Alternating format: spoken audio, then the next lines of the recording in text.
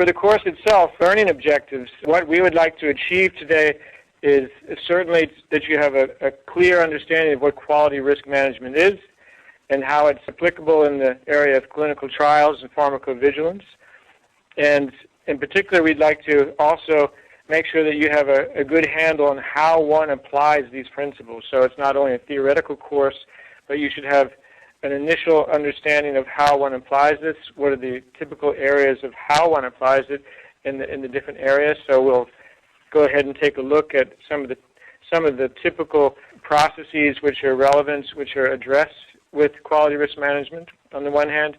And beyond that, we'll also go and take a look at, on the one hand, what's the nature of this approach? This, in this case, it's about leveraging information that you already have at your, perhaps not at your fingertips, but it is out there, it's available, and if it's brought to bear on the problems, it can be quite valuable in that capacity. Beyond that, we would also like to make it quite clear to you that in order to do all this, it's very much important to have the right tools in place, but beyond that, it's even more important to ensure that you have the right sort of governance model in place. You need to organize yourself perhaps differently than you're doing today, and we'll basically address some of those as part of the course.